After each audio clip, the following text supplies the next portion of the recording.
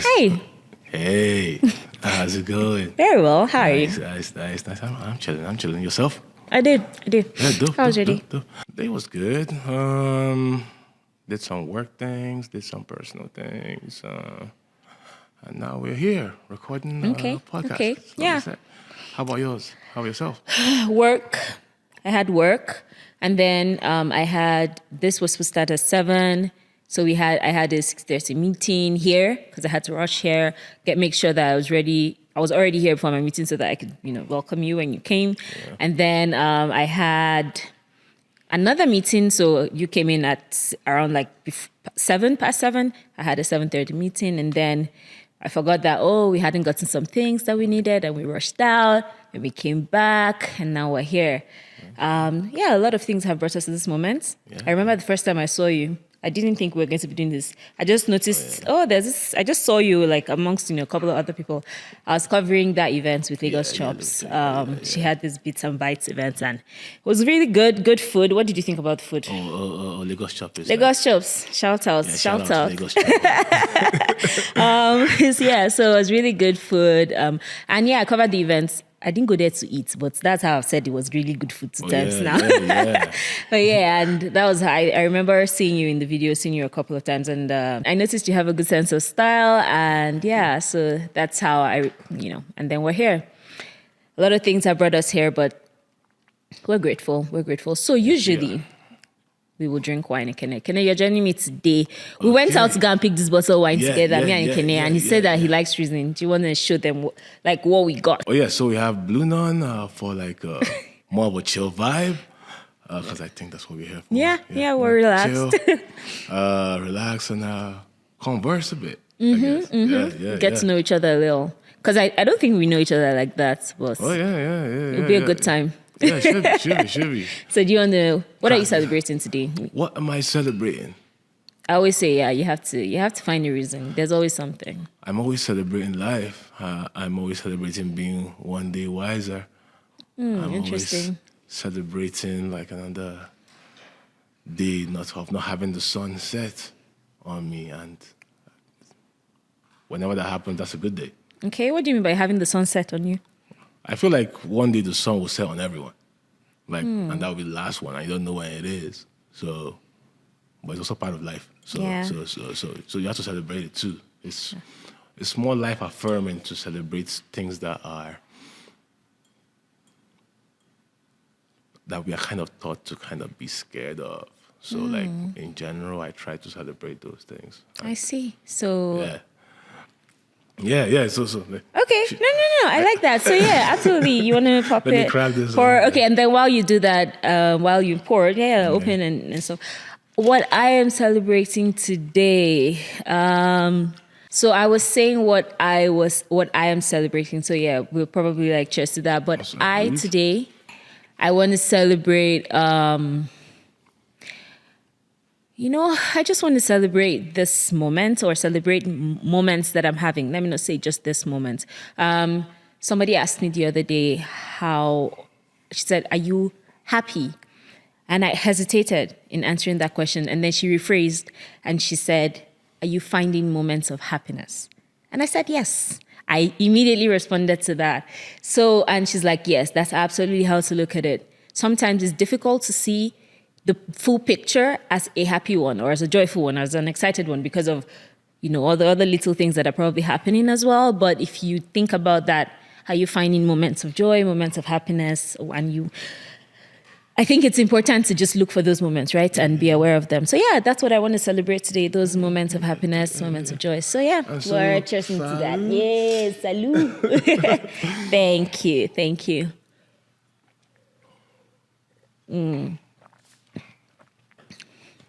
Okay, so I was saying it can fit a certain description, and the description that you fit is one of someone who, sometimes I say I didn't think migration through when I was initially going to move out. I knew that I wanted to. It was a conversation I had with a colleague just after NSAS, and I was like, you know what? I can't believe that a government will actually shoot at the youths for demanding a better life. Like, are we there? And that was scary for me. And I was like, okay. Anyway, so that was how it all started. And I, like I said, probably didn't think it through. But today it's just like, during the holiday season, one of the things that we tend to feel the most is we all talk about the loneliness sometimes. We talk about how alone it gets. But one of the things that we also tend to feel the most during the holidays is just the absence of family, right? Like that thing. So yeah, tell me. I know by saying you fit the descriptions, you've been out here. You're here by yourself. Yeah. So if you were to summarize your journey up until now, what are the things that you say? Okay, so my journey, I would say I've been here since 2013. I landed in Prince George because we were advised that, like, to get the Canadian experience, it would be good to go into like a Canadian city like a Prince George. That was the advice of someone. Who advised you? It was one of my neighbors / family friends. Wow. His own kid went to Vancouver, I think. Prince George, Vancouver. Okay, yeah. I'm listening. But so I went out there for like a post-grad diploma. Okay. It was in view of a master's, but the more I learned of the Canadian system here, the Class A, Class O, just because I wanted to stay. I didn't want to go back. So I moved from Prince George to Grand Prairie because I found employment that would support my PR, and that was like my priority then. Okay. So I went out to Grand Prairie, worked out there for a bit. Then I got my PR. All these cities, sorry, are in Northwest Territories, right? Or? Oh, no. Grand Prairie is in Alberta. It's after Edmonton. I think my geography is terrible. Me too, that's what I'm asking you. I would say it's it's north of Edmonton. Okay. No one should kill me. Okay. I'm saying it's not. Don't worry. But you go, hey, that way. It's okay, yeah. Oh my you God. drive a couple hours and like Grand Prairie's up there. Okay, so in Alberta. There's a whole oil field stuff. And then Prince George is in... Prince George is in BC. Okay, It's in the mountains in BC. Very beautiful place, but it's just more for, I think it's more for students. It has like, would I call it forestry or like, it's a bunch of wood mills out there. I see. And stuff, yeah. Okay. So I think that's the industry, but it's a university there, there's a college there. So a couple of young people a lot of internationals. people coming in and going out, like, okay. Yeah, and like, it's mirrored like the lifestyle I've had like those couple years. Like even like Grand Prairie is also a transient city. So Grand Prairie for a bit. Then I think in 2019, towards the end of 2019, start of 2020, I moved out to Calgary. Okay. To come and live a city boy lifestyle. What instigated your move from Nigeria in the first place?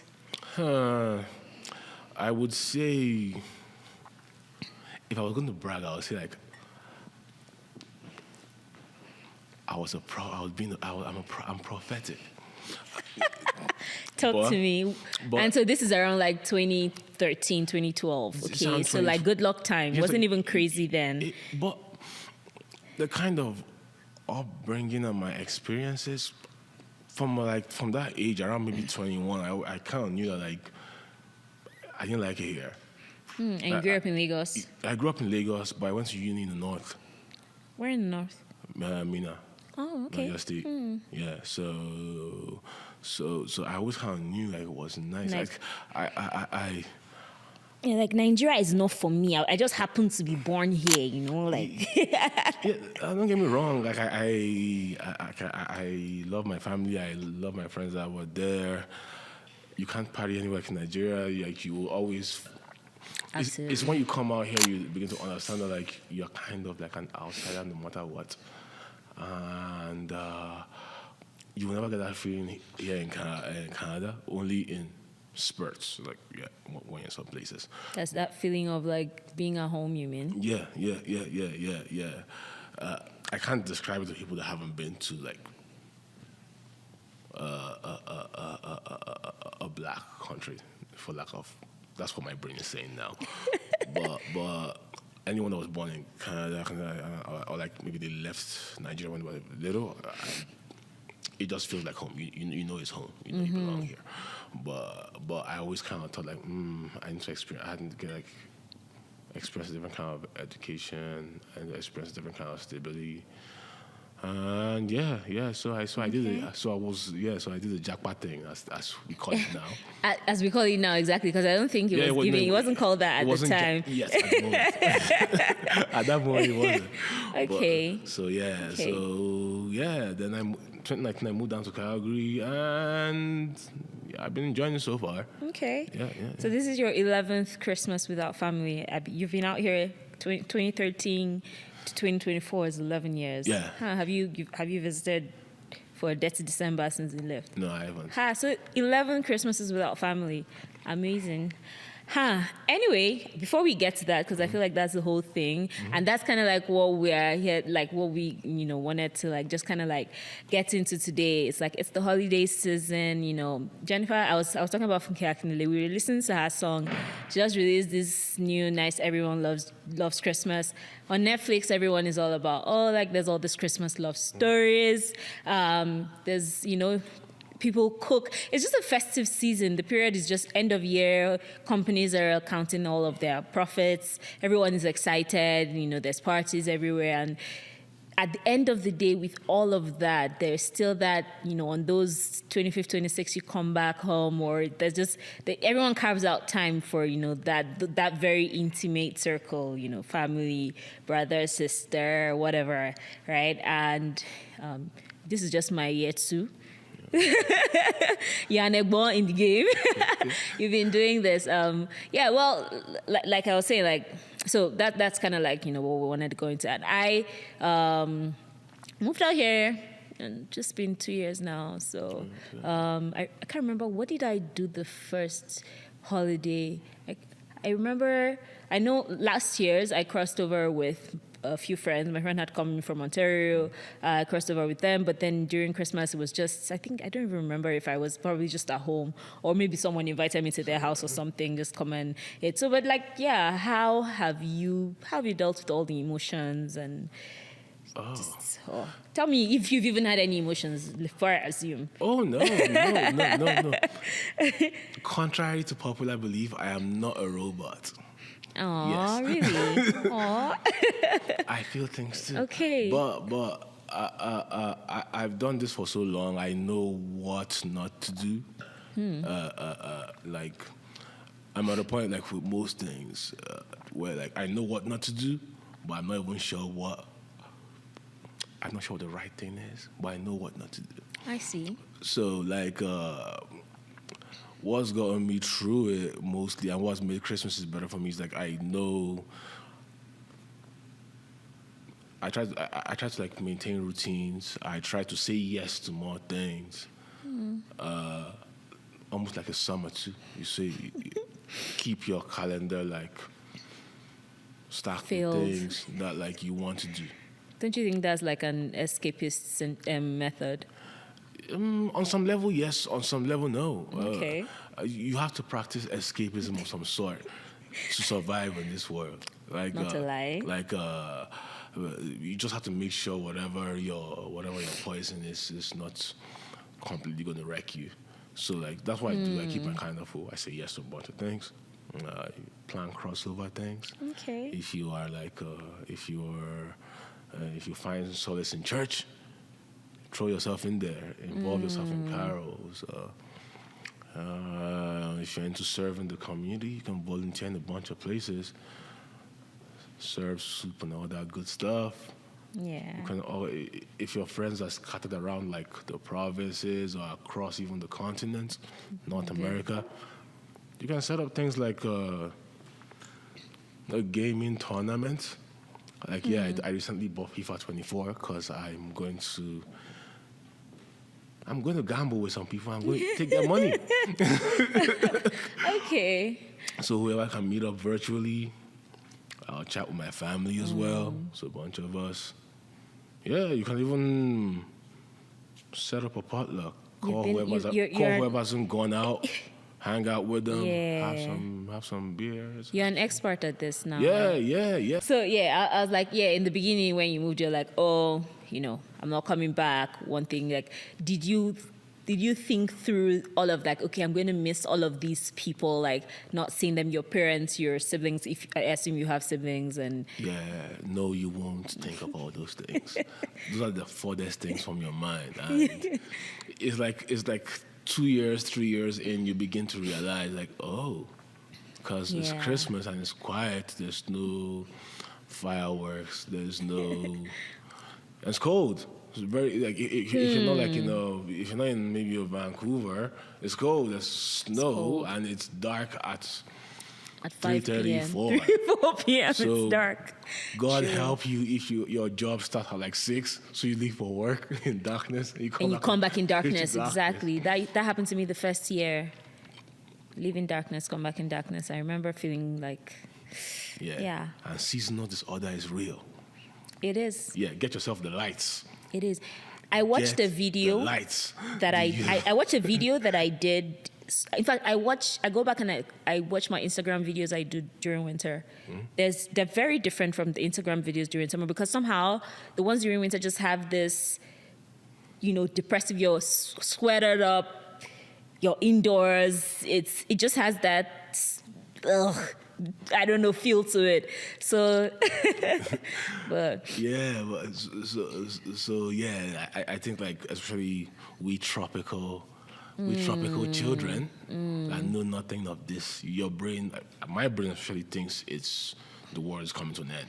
And the first 2 years it was really bad. I might have had what you would call a nervous breakdown, and I indulged in a lot of alcohol. Do not do that. Okay, indulge in alcohol, but not to copious amounts. Not to cope. Yeah, it's a slippery slope. So,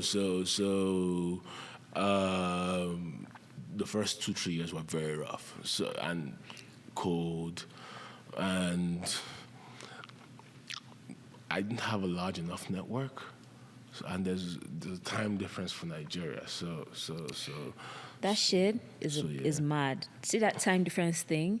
You can't even really talk to your people. Like, you want to call them you have to calculate, and then sometimes they call you, you're not free. You call them, they're not free. Before you know, weeks and weeks have gone before you talk to your friends. And then with family, as much as you even try, at least the most you can sometimes is talk to them once a week.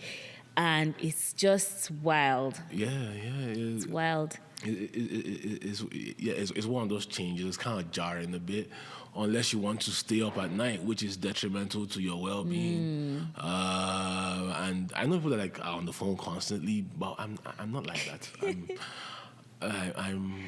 I've improved a lot, but previously I'll go months, you won't hear from me. I'm like, don't worry about it. If you text me, I'll reply. But sometimes I see your call and I don't even want to pick it up, because I just finish looking at the screen and talking on the phone. And you don't want to do I don't do that much. At home. Yeah. Like you're right. Yeah, like my earlier years, most of the more better jobs I did were like support work. So I'm on the phone most of the day.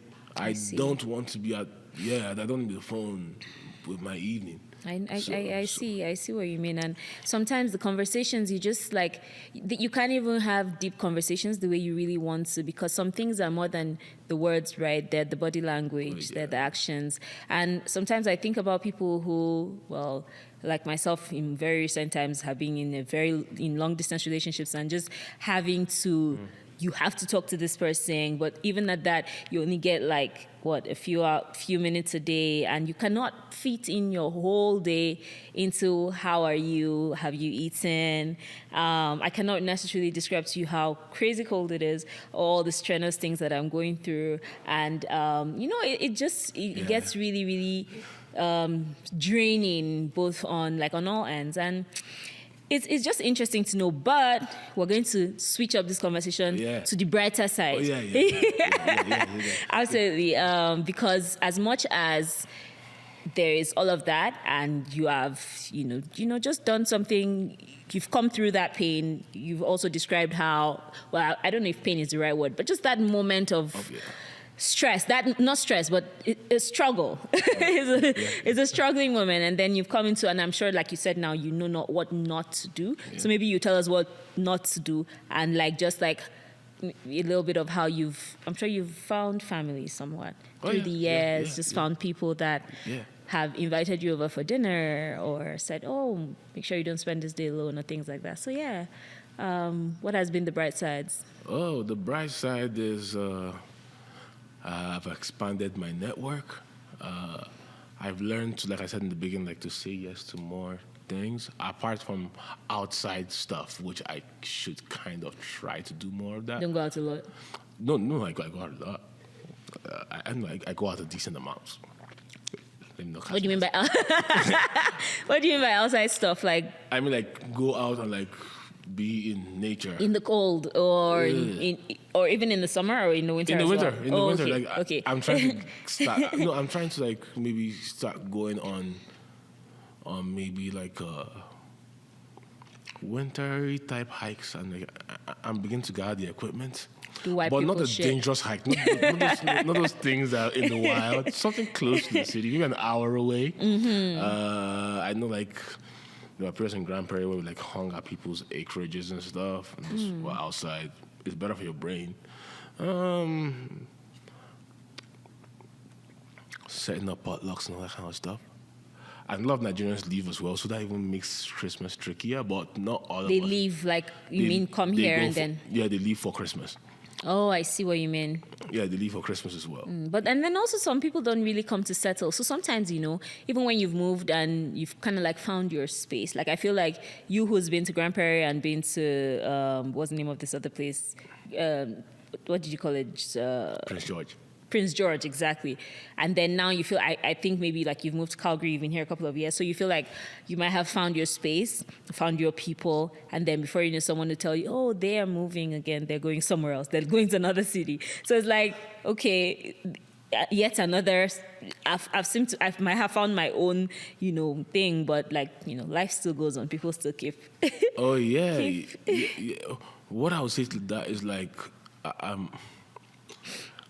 I don't have. I become. I have a large heart network. Oh, network. Like, it doesn't have to. Like, I'm at a point where it doesn't have to be deep for everybody, and it doesn't have to be deep every time. Like, it doesn't have to be deep consistently. So, like, my relationship or friendship with this person could be deep now. They get busy with life, they get kids, I don't hold it like we're not friends anymore. We might not be talking every week anymore, but I feel one day we'll pick it up where like my brain has become that. Like, as long as we didn't have any outright quarrel, that's your person. That's just what sometimes it's been me. Sometimes I up and left for a job, but we might talk every couple of months. I want to talk. If I talk with my friend, I talk for hours. I could just keep going. I see.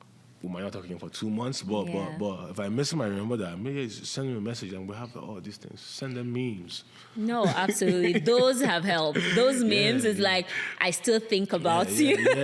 Some of my friends send me memes. I have this friend that is in Ireland and she sends me memes sometimes the way I'm like, why exactly this? But then I know, baby, you're thinking about me. I got you. That's my guy. They thought you could relate to that. So it's things. So it's things like that, and and the ones that are close, you bring them close, and the ones that some of them just never becomes anything.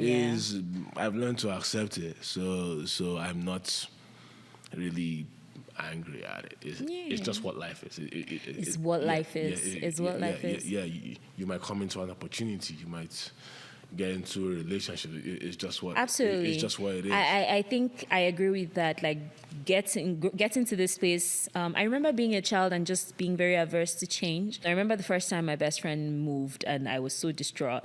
And over the years, a lot of things have just changed. And then I was looking at like pictures or videos from like around this time last year, and then just the crossover, and I'm like, oh, one of my friends who was in that video, she's going to be leaving the city and moving somewhere else. I'm like, it just brings you to a place where you learn to know that life as we know it will not always be that, and like you said, those things that we kind of have been taught to fear to talk about or to expect. We celebrate them instead, right? Instead of preempting or being anxious about the pain that you might feel when those things happen. Expect that one day will happen, and then celebrate, the expectation. Celebrate whenever it comes around, either before, either after, or either within. Celebrate it and just find those moments of joys. So would you say you have, of course, like you said, you have a large network, but with family and just not seeing them for the past couple of years, how are you? How's it been? Well, I see them occasionally. Like, I'm in a city that I can travel easier from. So I have my sisters in the U.S., I have some family in the U.S., so I do drop by every couple. I'm not a traveler as well. Okay. It's not my favorite thing to do. But yeah, I keep in touch with them over the phone. I speak to my mom semi-regularly, weekish. Okay. Are you close to your dad? Oh, my dad's late. So even before I left, so yeah, so it's been a while. So most of my mom, my sister, cousins. Okay, that's cool. Yeah, relocation. Yeah, so we keep in touch. Maybe in a couple months I will run down to the U.S. somewhere and say hi to them. My mom drops by every couple of years. Okay. For a couple of weeks. So I'm in touch with them. So I'm not just hiding up here. That's cool. You were talking about going back to Lagos at some point. Where in Lagos did you? Mostly Agege /Ogba/Ikeja, that whole area. But I think we live at Ogba. Okay. Yeah, one of the houses. So mostly Ogba. But like I think when I was younger, we lived everywhere. But like from maybe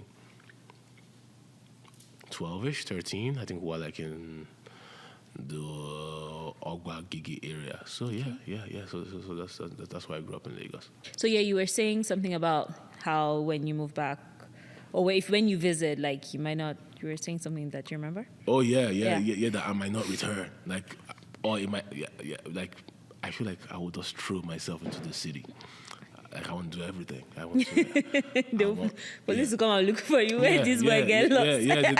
The matter on my way back, drip. Now drip. I go deep. I'm coming back. Oh my God. Maybe I'm hoping next year I might go in the summer or I might go in December, and I'll just spend like a month and a half, 2 months there. See how everything is. See all the new spots. Maybe rent an Airbnb. Get yourself immersed in the city. Rent myself Airbnb at VI and live like a mad. IJGB, disturb the nation. Okay. No. Thank you for choosing to do this with me. And I just needed that.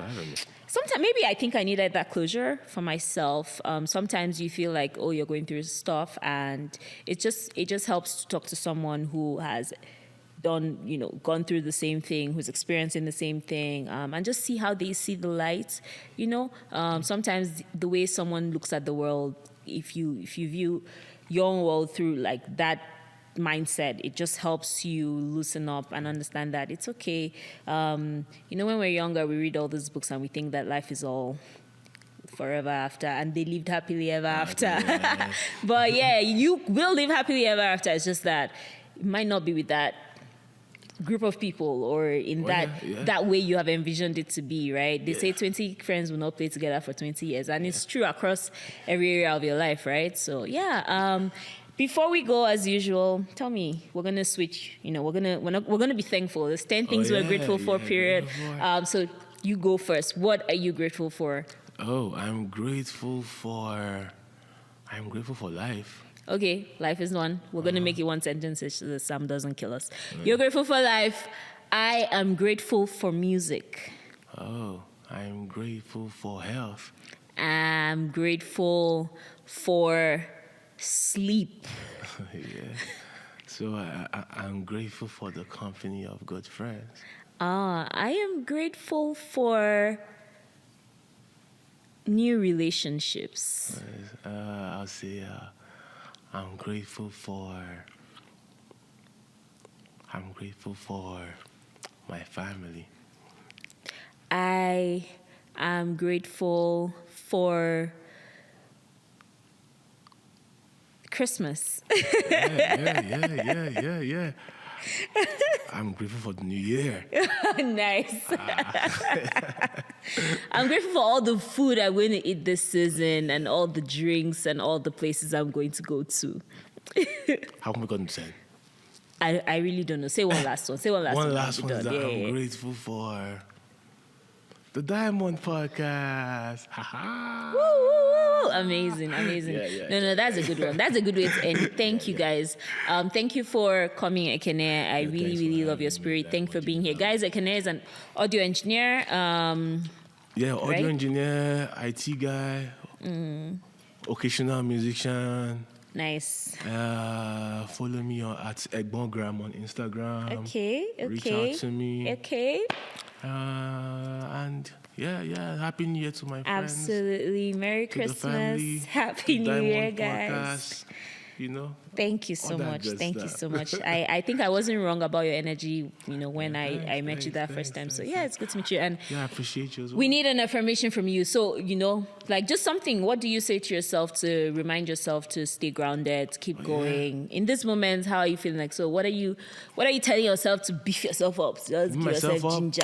I say I'm beautiful, I'm strong, I love that. I'm wise, and I'm hopeful for the future. Amazing. You really do say to yourself you're beautiful? Yeah. I hope you believe it. I know I am. Oh, nice. I know nice. now.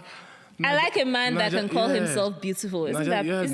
Yeah, people are like, oh, you're handsome. I'm like, no, I love that. I am beautiful. I like that so much. All right, guys. Thank you so much, Ekene. Have an amazing rest of your year and Happy New Year. I wish you all the success. I wish you all the good things that you wish yourself, and I hope life is beautiful to you. Cheers. Cheers.